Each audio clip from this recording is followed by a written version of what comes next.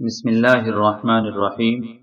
اس سے پہلی ویڈیو میں ہم نے حضرت موسیٰ علیہ السلام کی پیدائش کے بارے میں بیان کیا تھا۔ اس ویڈیو میں بیان کریں گے حضرت موسیٰ علیہ السلام کا مصر سے کیسے نکلنا ہوا۔ آپ سے گزارش یہ ہے کہ آپ ویڈیو کو آخر تک ضرور دیکھا کریں۔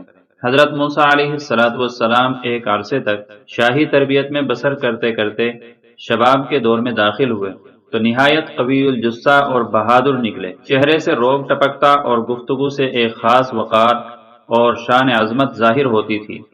ان کو یہ بھی معلوم ہو گیا تھا کہ وہ اسرائیلی ہیں اور مصر خاندان سے ان کا کوئی رشتہ قرابت نہیں ہے۔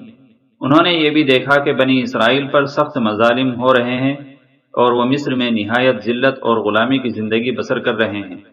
یہ دیکھ کر ان کا خون کھولنے لگا اور موقع بموقع عبرانیوں کی حمایت اور نصرت میں پیش ہو جاتے۔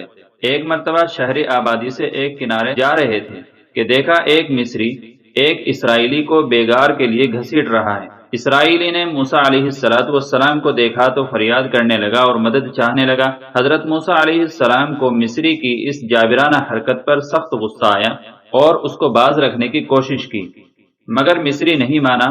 حضرت موسیٰ علیہ السلام نے غصے میں آ کر ایک تماچا رسید کر دیا۔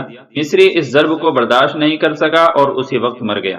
حضرت موسیٰ علیہ السلام نے یہ دیکھا تو بہت افسوس ہوا، کیونکہ ان کا ارادہ ہرگز اس کو قتل کرنے کا نہیں تھا، اور ندامت اور شرمندگی کے ساتھ دل میں کہنے لگے کہ بلا شبہ یہ کار شیطان ہے، وہی انسان کو ایسی غلط راہ پر لگاتا ہے۔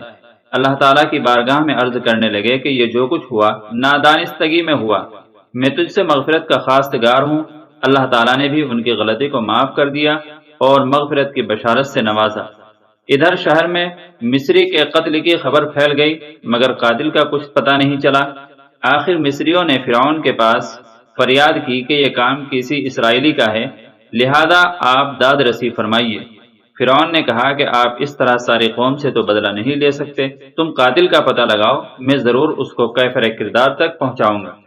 سوء اتفاق کہیے یا حسن اتفاق کہ دوسرے دن بھی حضرت موسیٰ علیہ السلام شہر کے آخری کنارے پر سیر فرما رہے تھے کہ دیکھا وہی اسرائیلی ایک قبطی سے جھگڑ رہا ہے اور قبطی غالب آ رہا ہے۔ حضرت موسیٰ علیہ السلام کو دیکھ کر کل کی طرح آج بھی اس نے فریاد کی اور داد رسی طلب کی۔ اس واقعے کو دیکھ کر حضرت موسیٰ علیہ السلام نے دوہری ناگواری محسوس کی۔ ایک جانب قبطی کا ظلم تھا اور دوسری جانب اسرائیلی کا شور و غل اور گزشتہ واقعے کی یاد بھی تھی۔ اسی جھنجھلاہٹ میں انہوں نے ایک طرف مصری کو باز رکھنے کے لیے ہاتھ بڑھایا اور ساتھ ہی اسرائیلی کو بھی جھڑکتے ہوئے فرمایا، انک لغوی مبین، کہ تو ہی بلا شبہ کھلا ہوا گمراہ ہے، یعنی خواہ جھگڑا مول لے کر داد و فریاد کرتا رہتا ہے۔